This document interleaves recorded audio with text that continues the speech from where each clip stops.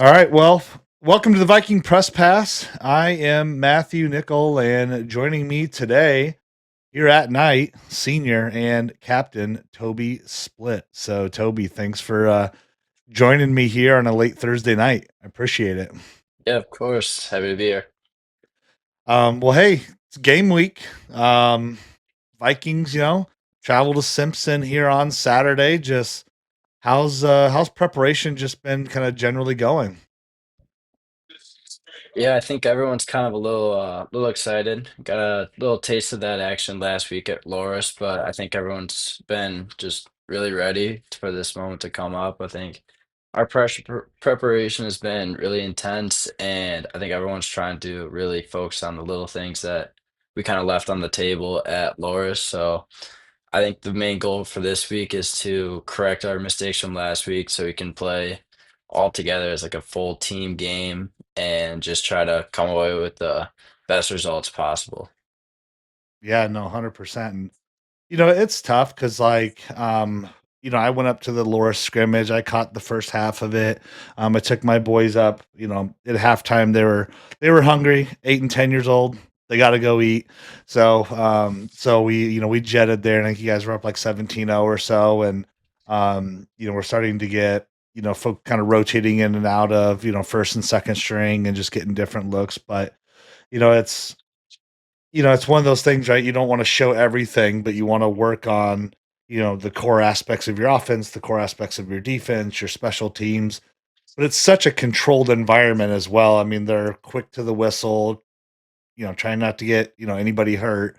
Um, but you were talking just a little bit about last week and in that Laura scrimmage and coming out of it, like what were just some takeaways that, you had the Vikings had kind of defensively. What were just some general kind of sentiment on how it went? Yeah, I thought that a lot of guys on our team, I thought we all played pretty well. I just think that a lot of us maybe need to correct a couple of things so we can be more efficient, I guess. I think we definitely left some things on the table and we did not finish as well as we should have. And I think we know that. And I think like I said, our goal from this week, from the start, was just to be correcting all these things. But I thought altogether, I thought we came together as a team to really rally around the point that we need to win. So at the end of the day, a win's a win, even if it is just a preseason game. But it did feel good to walk away when we were up and just coming away with it, just looking forward to stack games and stack weeks on weeks.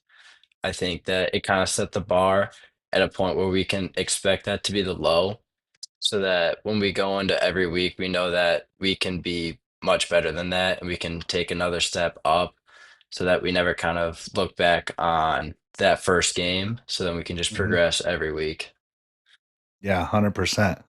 Well, and it was hard where I was up with some of the parents. We were kind of up on the ridge there in Dubuque and kind of looking down on the field, and I didn't bring my binoculars with me, which so it kind of made it a little bit tough to try and pick everyone out. And I'm over there kind of writing, who I think is what number, what I can see, um, and the secondary doesn't look entirely different. I mean, you're not a new face, I mean, you've played, in at least 5 games every year since your freshman year. You played a ton your sophomore year. You played a good amount last year. You look over, you see Caden on the boundary. Darren, I think, was field side, corner. Who else was kind of in that secondary? I think Cooper Marsh was maybe the snake, I think, in that role. Who else was kind of rounding out that secondary in that Laura scrimmage? Yeah, so as you said, I mean, a lot of us have gotten time, so I think that's going to be really helpful for us, especially early on, is we have that experience. So yeah, Darren and Caden, obviously they're doing really good right now. Brayden Hoochin's doing really good. He'll get some good time in.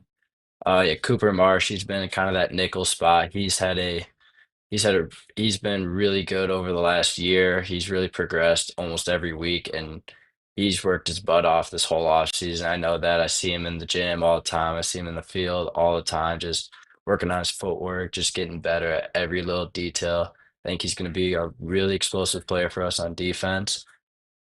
Also, Nate Simon as well. I've been with him for the most of the time since we were freshmen, so there's just complete trust between all of us. Cole Schroeder as well. He's been doing really well. He's another guy that I think should be getting some good time in, and I think he's really improved over his last year as he's a sophomore now. So I think, especially as he gets older and matures into the game more, he'll be really good. And then we've had some success with younger guys, some freshmen that have kind of stepped up into the spotlight, especially during our training camp, and even kind of balled out in that Loras game. Gavin Fagan's one of them. He got a pick during his time when he was in the game. Cameron Jurgens, who's another freshman, he got some good time in that Loras game. I think seeing that action at the college level is really important for them because they've really only been going against us and our guys, so they know what to expect. Whereas when we see a new team, they can really just settle into themselves more. So I think that as a whole has been really good for them. But I think overall, I think we're going to be, we got a lot of experience. I think we can bring a lot to this defense. Yeah, no, that's awesome. I mean, yeah, it seems like a lot of folks. I mean, you rattled off a ton of names there, and there's a lot of talent. I think in the depth, of things, and and that's been kind of a little bit of a strength, I think, for the secondary for the Vikings. I mean, you're a product of that, right? I mean, when Dakota went out 2 years ago for a number of games, I mean, you stepped in and got quite a bit of action, alongside Johnny Breyden there. So it's nice to see that, when you talk about the depth of the secondary, it continues to be, a good strength for the Vikings. So that's awesome. Now, stepping into, kind of that captain and full-time starter role now, um, how are like your role and your expectations just continuing to change and and your presence in the secondary, how's that changing for you a little bit this year? I don't think a whole lot's changing from my point of view. I mean, well, last year, towards the end of the year, I think it was against, yeah, North Central, game 7. I ended up leaving the game hurt. I didn't play for the rest of the year. So, kind of just looking at an outside perspective from last year, I really thought that I wouldn't say like our attention was weak. I thought that we were missing out on a lot of little points. So, I think I've made a big focus on our group as a whole to really focus in on these little details because they really mean a lot. Whether it's just speak up if you have your own ideas. It's not looking to one or two people. The main ideas that I kind of want to bring to the team is that we need to play under one mindset. I think our goal needs to be to win every week. I don't care if, let's say, someone on our team like has a bad game. If we win, they should be happy for us. But then again, if someone has a really good game but we lose, they should still be bummed that we lost. I mean, when it comes down to it, there's a lot of individual in the game, but as a whole, we need to respond as a team. So I think just having everyone get under the mindset that every little detail really affects the whole team and can help us, whether you're going to be carrying the ball 20 times a game, you're going to be our quarterback throwing it, whether you're just a defensive guy, whether even if you're a scout guy, everything's going to help out the team. So I think just getting everyone under the mindset of being playing as one, as like one mindset, one team, having one goal. I think that's probably the biggest thing I've tried to get through. Nice.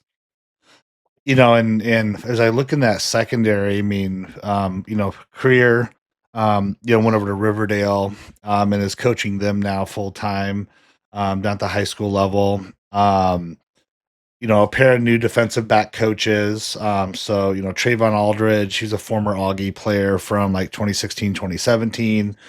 And then, Tevin McKelvey, he was out there with like Carter Bell and them at South Dakota.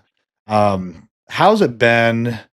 Whether it's different, new, exciting, I don't know what the right word to describe it is, but with Trayvon and Tevin coming in. What's it been like working with them in the secondary? And is there anything new, different, exciting?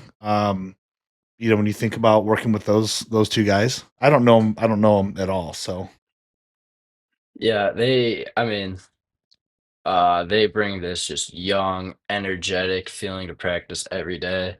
They get everyone excited to be out there. They want everyone pumped up all the time. So it brings a different level of energy to not only our secondary, but pretty much the whole team. They're getting into it at practice. They're excited for us. I mean, Coach Mac, which that's Tevin, we just call him Coach Mac. Every time someone gets a pick, he is probably the first person running all the way downfield to go celebrate with you. He's excited for you. He wants you to get those big moments. So it's really awesome to see him, especially since I like to call him out of shape, but obviously he's just out of college, so he's still pretty fast and he moves pretty well. But he's beating yeah, all of us downfield to go cheer with the team with our teammates. So seeing that's awesome, but they've got us working pretty good. They are drilling us like crazy. They have us moving all around a lot. They want us to be really well conditioned so that we get to the point and later in the games where we're not feeling as tired. And there's nothing against Coach Crew with that either. He was doing the same things, but just having that younger aspect of them because they're so close in age to us, they just bring like this close like intenseness that we feel as players still because they were players not that long ago. So I yeah, think bringing that to our team has been really impactful. So uh, I I think I think they've been doing a great job so far. I'm happy for Coach Creer and his movement to Riverdale to help coach his son. It's an awesome experience. He called me over the summer to tell me that, and I wish him the best of luck. I'm really happy for him. It's not an opportunity that a lot of people get, so that'll be really cool for him, I think. But yeah, I think that just the new coaches have been really great with their energy and just coming out to practice every day with just a determination to win the day. yeah. No, that's pretty cool. Yeah, I'm curious. When you think about like going from, you were just playing last fall, um, to now you're coaching.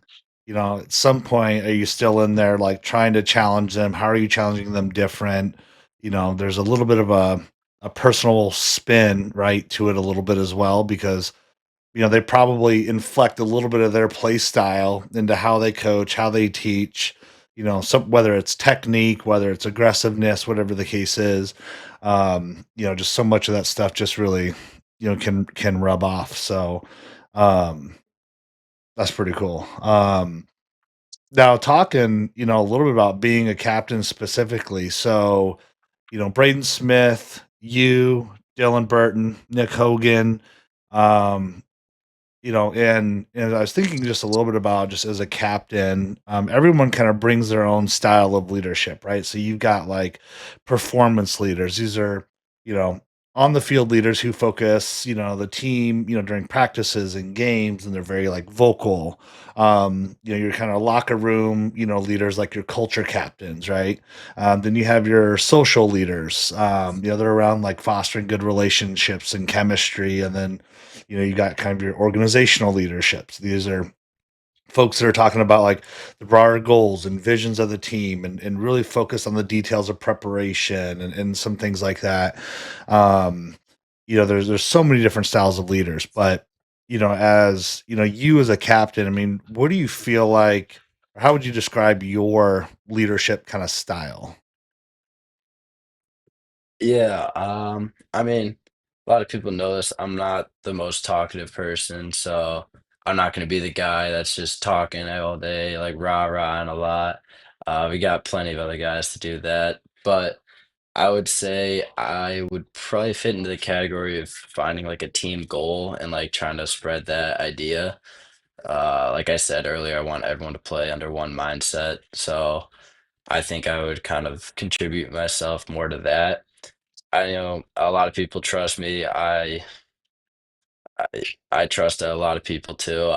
I want what's best for the team, and at the end of the day, I really just want what's best for everybody. So if I got to steer people in that direction, if I got to help people find that direction, I'll do whatever I can. But I really just want what's best for everybody and really to help everybody out as not only a player, but also as a person. Yeah, absolutely. Um, now, um, let's talk a little bit about, just your major a little bit. So, you're a history education major. I think Hugh Keeney last year was maybe a history education major, and a few others. So, I'm always curious, like, why did you choose that major? Let's maybe talk a little bit about that. Yeah, so honestly, going back to high school, I always thought I was going to be a business major here. I was really interested in marketing. I really liked just the overall business schemes. I actually have two business scholarships to go here, but pretty much I was starting to get on the fence. I did a little bit of coaching right after high school. I was a grad assistant at my old high school, and I kind of just fell in love with like the coaching aspect and kind of like the teaching part of it. So then I started focused more on being a teacher. And obviously, I mean, I love history. It's awesome. There's so much to explore there. So I really just fell in love with just the history program and becoming a teacher. And then once I pretty much got here, I was still kind of in between being a teacher and going into the business track. And then once I kind of started and along the teacher path, I never really looked back. I spent some time at an elementary school and middle school. I'll be starting at a high school next week to start with my like clinical placements and just being around the teaching environment. So that's just something I've kind of like grown into more of. So like every year over the summer, I'll go back and I'll help coach my um, at my high school. I'll be a grad assistant. I'll help out all weight room stuff. I'll do football. I'll help out with baseball, track. I've helped out cheerleaders, tennis teams. I pretty much am just like I do as much as I can around there to try to help as many people because in my opinion, it's really good to see like the different sides of people. So it's not just like I'm only with football, it's just straight intensity. There's just so much yelling going around. It's good to like take a step back with those groups who don't need to like go as far with like their workouts or with like their like teaching moments. So you can't just yell at a guy or someone just because they did something wrong. You really gotta like teach them the steps through it and like kind of like explain things. So I think just the variety in coaching and variety in teaching has really helped me along the way. So I mean, yeah, that's kind of where I'm at with becoming a history teacher. So yeah. Now, is there a specific, like, period of time or events, around history that you enjoy maybe more than the other? American history, of course. Uh it's awesome. There's so much that happens and you could dive deep so much into it. And obviously we live in America, so it's great to know about where you live and how it became that way. Just going back even to the original 13 colonies and the American Revolution, it's one of my favorite topics to talk about. It's just so interesting to see just a really just a group of people just come together and just rival the biggest, most powerful nation that in the world at the time. They just beat them with just a bunch of just regular guys against a full-on army. So that part of it is has always been so cool to me. Yeah, I've got behind me here, got the old Federalist Papers book, so yeah, Yeah. like that time period. Have you been out to the, American History Museum out in DC then? No, I have not been to DC. I want to. I think there's a lot for me to learn there and just a lot of like things that I think would be really interesting to learn about. So I would love to make it out there soon. Dude, it's so cool. So me and my wife went out there a couple years ago. I was actually going out there for, um work slash I used to be on Governor Reynolds' workforce board here in the state of Iowa. So I'd go out there as for the National Association of workforce boards, and you're out there all week. You know, you're doing all this stuff with the national boards, but then you want to go and go tour everything. And the American History Museum was probably one of my coolest places. I spent probably the most time at. Um, and not only just seeing, the flag, the tattered flag that there is pretty awesome. They have a stuffed horse, which is pretty cool. They have George Washington, and everything he wore. He had, the hat that Lincoln was shot in is there. It's so so cool. And just sitting there like, you read something, you go right to the next thing. It's like you could spend just tons and tons of time. So yeah, I would highly encourage it and use a day and just spend a day just in the American History Museum.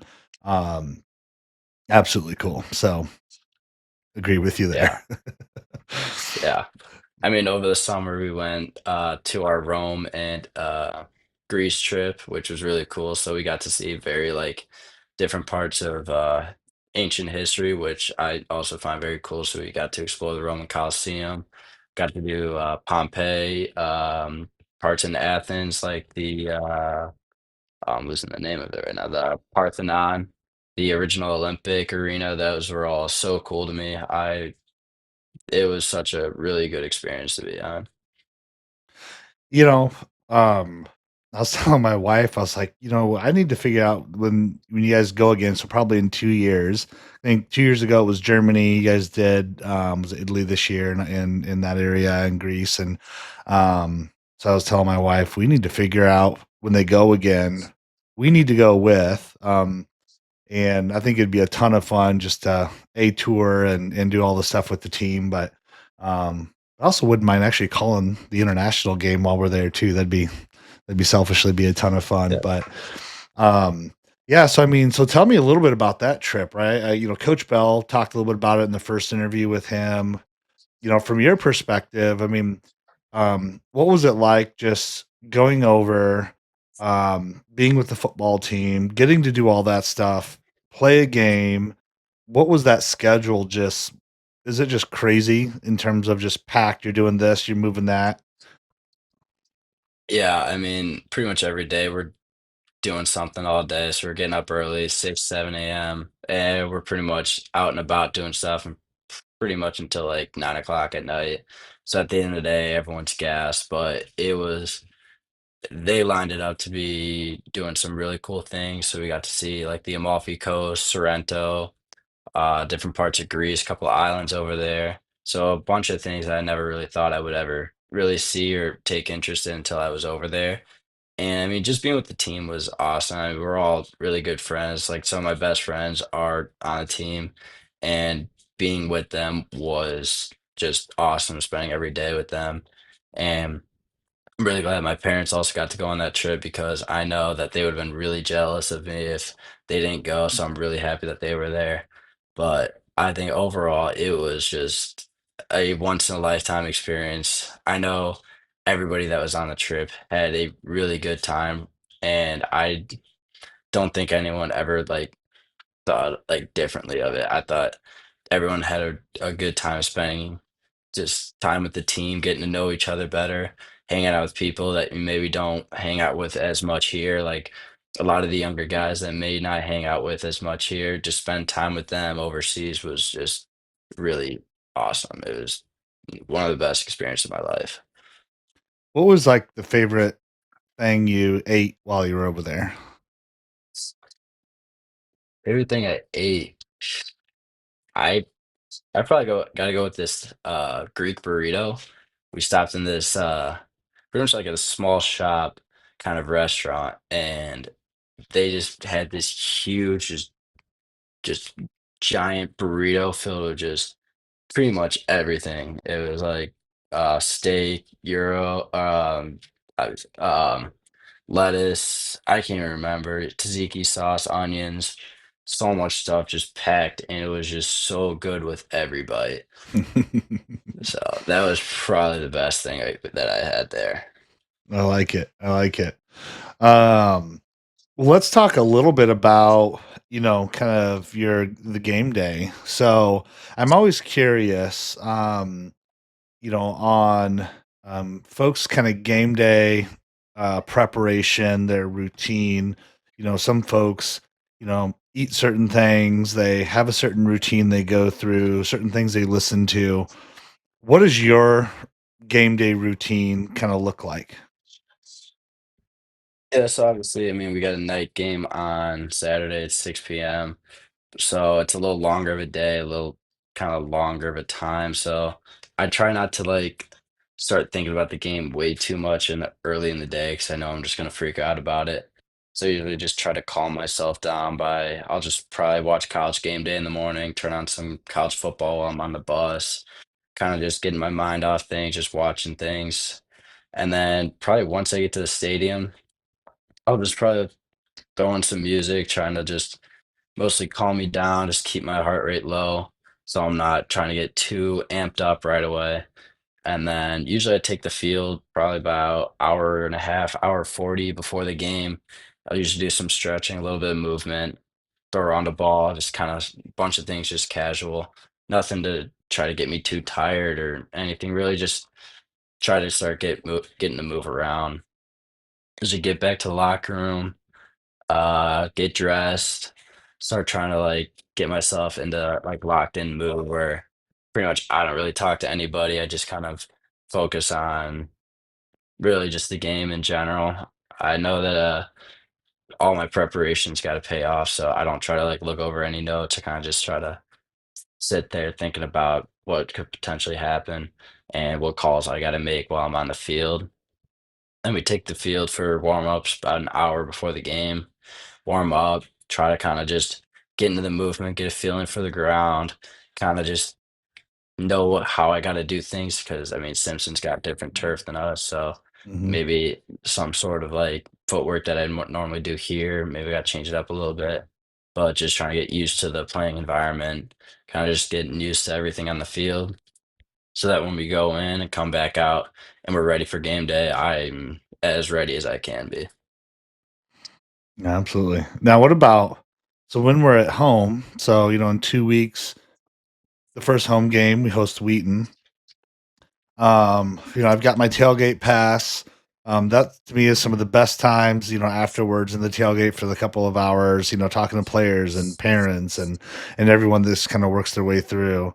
But do you have a post game, food that you would enjoy a lot? I am gonna miss the straights and them not kind of cooking out and a few other folks there, but what about you? Pretty much anything hot. I mean, pretty much anything that's made fresh. I love it. Burgers, obviously, really good. My roommate's mom makes some really good burgers on the grill, so always excited to see those when I after I walk out of a game. Uh, pretty much anything made on the grill, I just love. I'll walk up and down. Some people may offer me some food, but I'm really good for anything. I mean, football is a little it's tiring, so I'm pretty It hungry is. after, so I can pretty much so I can take down the whole horse. Man, I mean, as you're walking down, it's like you've got, was it Blackstone flat top griddles that are going. I mean, there's so much stuff that's going on, and it's pretty cool because a lot of the parents, a lot of times they'll coordinate, whether it's themes or different things that they're doing. Heck, they have food contests. Like, there's tons of stuff that they do. Um, so it's a ton of fun to kind of go and check in with everybody and get a little plate here, get a little plate there. So yeah, it's a ton of fun. Now, who are you rooming with? So, yeah, I live with, Breyden Smith, Ryan Gustafson, Connor O'Boyle, Darren Oregon, and Jimmy McCoo. Originally, I've been living with Connor, Ryan, and Brayden for the last 3 years, and I've been really close with them. So we were pretty much friends right from the start, pretty much right from when we met. So we've kind of just stuck with each other.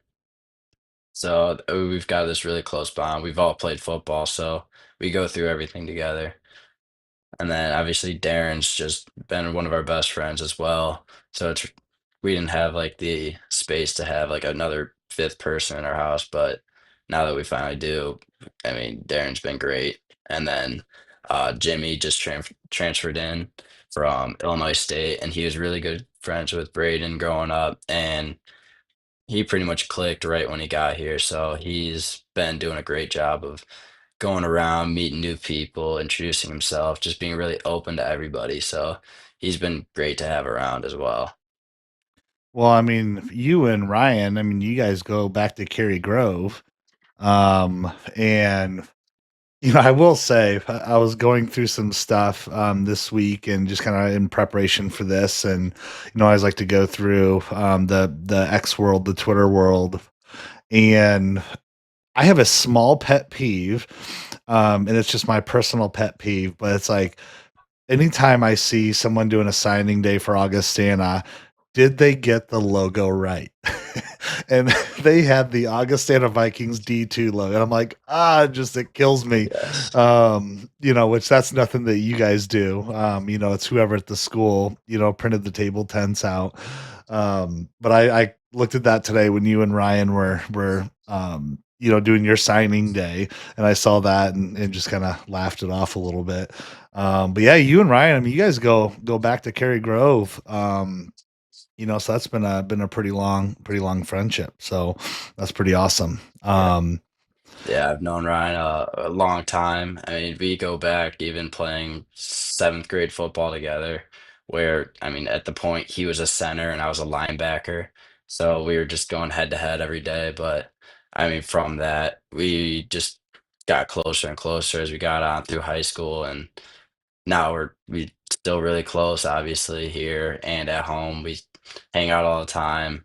At home, we're golfing all the time together. I mean, we've just been really close, so it's really nice to have someone like come from home and someone I've known for a long time around here. Yeah. Well, tell us a little something about yourself, maybe that maybe people don't know about you.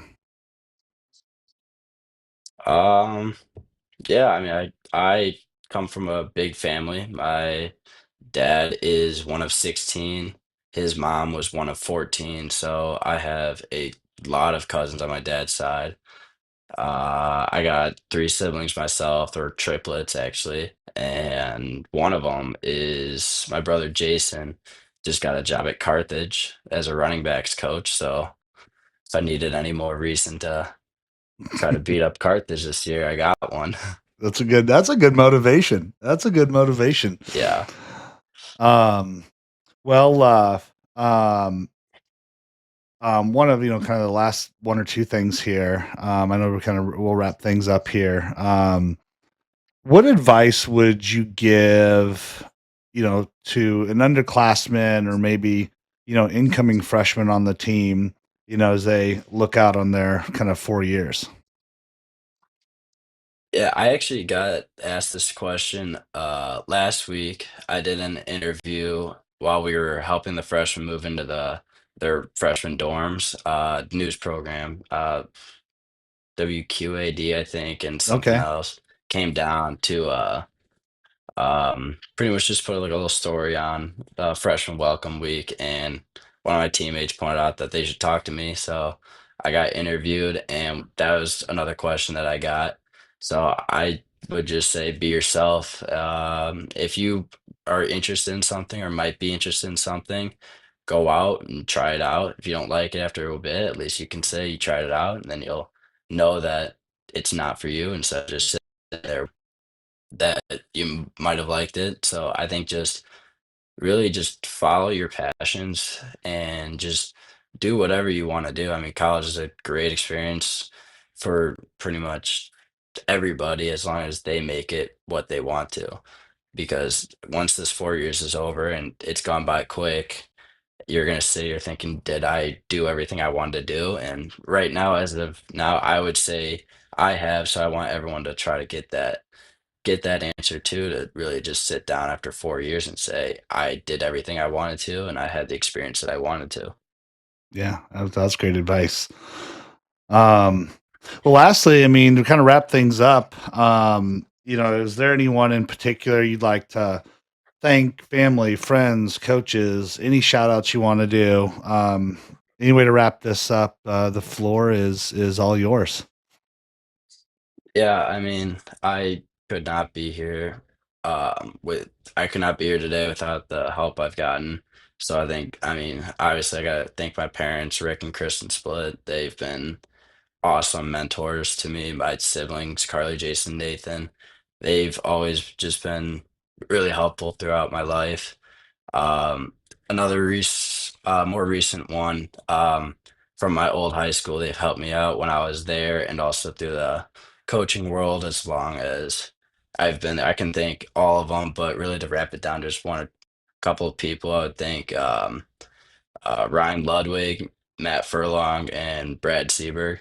They've been extremely helpful to me with helping me get a job and giving me advice whenever I need it. And Matt Furlong actually went here to Yeah, Augustana I played back. with Matt. I can't Yeah, believe you did. Yeah. yeah, And now he's yep. over at Geneseo as a head Geneseo. coach. So Yep, he's been a just great person. He's been extremely helpful. So I think overall, I would definitely say my family has been like that top tier level of people I would like to thank. And after that, I'd probably wind it down to Furlong, Seberg, and Ludwig. They've been awesome and throughout my high school and college career so far. I love it. I love it. Well, we'll hang out. I'll wrap things up here, and let's connect for a few more minutes here, off screen. But Toby, thanks again, man, for joining me. It's been a privilege to watch you over the last 3 years of your career here. So looking forward to seeing what you do here your senior year. So certainly, good luck this season. Good luck Saturday. And then hopefully I can either catch you before or after the Wheaton game at home here in 2 weeks. So again, appreciate it, and thanks for joining me tonight. Of course, thank you for having me. If you like today's episode, make sure to just subscribe to the Viking Press Pass. 4 letters, 1 year, word. 4 letters, 1 word. Yeet!